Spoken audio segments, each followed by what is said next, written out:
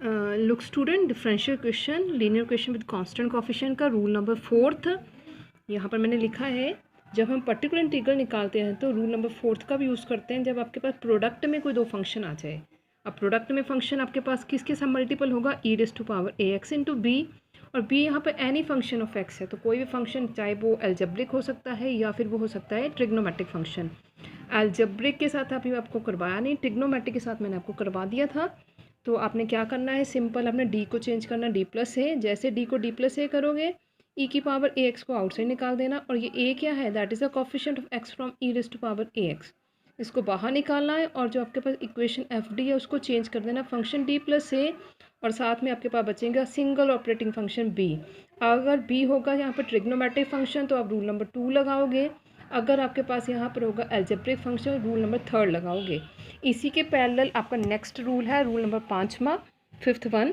ये हम निकालते हैं जब आपके पास पर्टिकुलर इंटीग्रल के लिए जो नॉन होमोजीनियस इक्वेशन होगी उसकी राइट हैंड साइड दी होगी एक्स मल्टीपल बी में, तो I should say x into b, इसका मतलब x2 अगर आता है, x3 अगर आता है और साथ में other multiple function e raise to power a x के अलावा कोई और फंक्शन आता है तो आप ये रूल लगाओगे। But this rule is particular used for x b, तो अगर एक्स स्क्वायर आता है इसके साथ मल्टीपल तब तो हो जाएगा, पर अगर रूल नंबर 5 में एक्स स्क्वायर इंटू बी आता तो इट्स नॉट एप्लीकेबल। तो ये रूल तभी एप्लीकेबल होगा जब आपके पास जो इक्वेशन है वो एक्स के साथ मल्टीप्लाई में होगा, trigonometric function, x multiply trigonometric function. x2 नहीं चलेगा, यहाँ x3 नहीं चलेगा, सिंगल पावर एक्स जब होगा तो ये रूल अवे होगा। With other function should be like trigonometric function. तो आप इसको कैसे लगाते हैं, जैसे हम डिफरेंशियल इक्वेशन को मतलब जैसे हम डेरिवेटिव में प्रोडक्ट करते थे ये उस तरह से कुछ चलेगा। पहले x को बाहर निकाल दो, 1/ft कर दो और b को ऑपरेट कर दो, तो b यहाँ पर आपके पास ट्रिग्नोमेट्रिक फंक्शन होगा। और इस केस में जब आप ऐसे करोगे तो x का कोई काम नहीं होगा, x एज इट इज़ में चलेगा। फिर dy/dd of 1/ft into B. अब ये dy/dd ऑफ 1/ft मैंने ब्रैकेट लिए, तो इसको समझने की कोशिश करना। इससे पहले जब हम रूल फेल होता था तो आपको कहते थे जो इक्वेशन है उसका डेरिवेटिव कर दो डिनोमिनेटर का, पर यहाँ पर dy/dd उस पूरी इक्वेशन पर लगाया। पूरी इक्वेशन पर लगाने का मतलब है अब यहाँ पर जब आप डेरिवेटिव करोगे तो पूरी इक्वेशन का करना as a rational number p/q, जो कि हम लोअर क्लास में आपको बताते हैं +2 में डिफरेंशियल्स में, तो वहाँ पर हम यूज़ करते हैं कोशेंट रूल। तो यहाँ जब डेरिवेट होगा तो कोशेंट रूल चलेगा।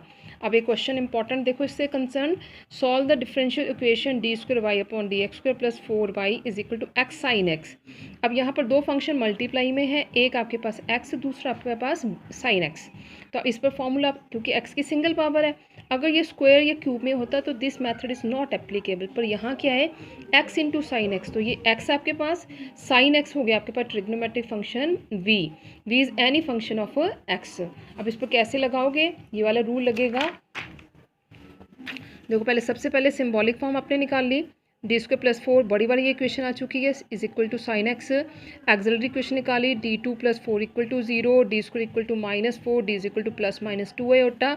ये आपके पास अब आगे imaginary roots where real part is 0, तो आपके पास क्या बनेगा, complementary function e⁻0x c1 cos 2x c2 sin 2x। तो ये आप लोगों को अच्छे से समझ में आ गया है। Then we will go for a particular integral, वो मैंने लिख दिया। आपके पास 1/ft है, d2 + 4 ऑपरेटिंग फंक्शन आपके पास एक्स वी। तो अब आप क्या करोगे, x को आउटसाइड निकाला 1/ft sin x plus dy/dd of वो होल टर्म 1/ft और operating function again sine x, दोनों बार जो ऑपरेट करना वो साइन एक्स ऑपरेट करना है। तो क्या किया, इन दोनों को मैंने सेपरेट किया, यहाँ 1/ft जो थी d² + 4 लिख दिया, पार्ट ए बना दिया, पार्ट 2 कर दिया, क्योंकि दोनों पार्ट को एक साथ करना थोड़ा डिफ़िकल्ट हो जाता है। फर्स्ट पार्ट में सिर्फ रूल नंबर 2 लगेगा ट्रिग्नोमेट्रिक फंक्शन, यहाँ पर आप अलग तरीके से करोगे, इसलिए मैंने पार्ट ए पार्ट 2 बना दिया, पार्ट 1 पार्ट 2। पार्ट 1 को अलग से सॉल्व करेंगे, पार्ट 2 को अलग से करेंगे, एंड में यहीं पर ऐड करेंगे, वो बनेगा टोटल सोल्यूशन। तो सबसे पहले देखो जो सेकंड टर्म थी dy/dd ऑफ 1/d2 + 4 को हम कैसे सॉल्व किया है, क्योंकि ये कंप्लीट डेरिवेटिव करना है, कोशेंट रूल लगाना है। तो कोशेंट रूल लगाने के लिए डिनोमिनेटर का स्क्वायर किया, यही होता है ना, डिनोमिनेटर रखते हैं एज इट इज, डिनोमिनेटर का होता है डेरिवेटिव किसके साथ, with respect to d, capital D के साथ dy/dd of 1 -1 denominator as it is, denominator का derivative with respect to d, तो 1 का डेरिवेटिव 0 है तो 0 × 0 यहाँ डेरिवेटिव डी स्क्वायर, जैसे एक्स स्क्वायर का एक्स के साथ 2x होता है, वैसे डी स्क्वायर का derivative with respect to D बनेगा 2d, 4 का 0, तो आपके पास क्या आएगा 1/dy/dd of 1/d2+4 is equal to -2d/d2+4 का स्क्वायर। अब इसको यूज़ करेंगे। अब देखो दो पार्ट्स है, पहला पार्ट है आपके पास सिंपल है, x outside as it is में चलेगा, ये इक्वेशन है। अब इसका कोई काम नहीं, इसको एज इट इज़ में चलाते चलो। यहाँ रूल नंबर 2 ट्रिग्नोमेट्रिक लगा दो, तो क्या होता है ट्रिग्नोमेट्रिक में, put D square is equal to -a का square.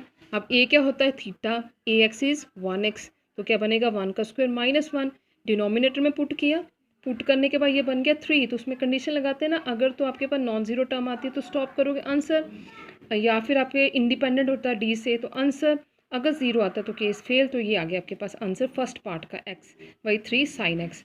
Then we will go for the second part, dy/dd of this one, ये मैंने dy/dd निकाल के बता दिया है आपको, that is equal to this one. अब इसके ऊपर ऑपरेट करना अपने साइन एक्स को, कैसे चलेगा, ये आपके पास dy/dd ऑफ आ गया -2d/d2+4 sin x। अब आपके पास जो ऑपरेटिंग फंक्शन है वो ट्रिग्नोमेट्रिक फंक्शन है, इस पर फिर से रूल नंबर 2 चलेगा, वो D square is equal to -1, denominator में फिर से वही काम किया, डिनोमिनेटर नॉन जीरो है, वो आ गया आपके पास -2/3 का स्क्वायर, -1 + 4 3 का स्क्वायर 9, -2/9, और डिनोमिनेटर में क्या बच रहा है डी साइन एक्स। अब डी साइन एक्स क्या है, तो आपको पता है डी तो है, जब डिनोमिनेटर में अकेला डी होता है तो सिंबॉलिक फॉर्म से पुट किया था dy/dx, तो आप डेरिवेटिव करोगे। अगर 1/d में, स्पेशल नोट आपको बताया था, अगर 1/d में चला जाए अकेला तो इट मीन्स इंटीग्रेशन, तो ये क्या है dy/dx साइन एक्स इतना होता है cos x, तो ये सॉल्व हो गया, आपके पास आ गया cos x, तो डी से इंडिपेंडेंट हो गया और डिनोमिनेटर नॉन जीरो है, तो ये आपका सेकंड पार्ट का पर्टिकुलर इंटीग्रल यहाँ से इवैल्यूएट हो गया -2/9 cos x। फिर आपने क्या करना, इक्वेशन नंबर x जो थी, जिसको दो हिस्सों मैंने ब्रेक किया था, पार्ट 1 पार्ट 2, पार्ट 1 का जो पर्टिकुलर इंटीग्रल निकाला वो लिख दो, x/3 sin x, पार्ट 2 का ये जो निकला है -2/9 cos x, तो ये बनेगा आपका particular integral using the rule number 5th one which is the last rule of this part. तो y should equal to complementary factor plus pi, तो ये आपके पास c1 cos 2x, c2 sin 2x plus 1/3x sin x minus में 2/9 cos x। तो इस तरह से ये होगा आपका रूल। तो आज के लिए आप इसको रीड करो, राइट करो और अच्छे से समझो, और इसके पैरेलल क्वेश्चन आपको करवाएंगे बाद में। और जिन बच्चों ने चैनल को सब्सक्राइब नहीं किया वो सब्सक्राइब करो, क्योंकि जैसे मैं इसको डालूंगी आपको नोटिफिकेशन पहले आ जाएगी, और नोटिफिकेशन पहले आएगी तो पहले रीड कर लोगे, नहीं तो ये फिर आपको लेक्चर के बाद डाला जाएगा। तो ये चॉइस आपकी है, और साथ में चैनल को सब्सक्राइब किया होगा तो जब आप सेकेंड ईयर में पहुंचोगे तो सेकेंड ईयर का मटेरियल भी मिलेगा, फाइनल का मटेरियल भी मिलेगा।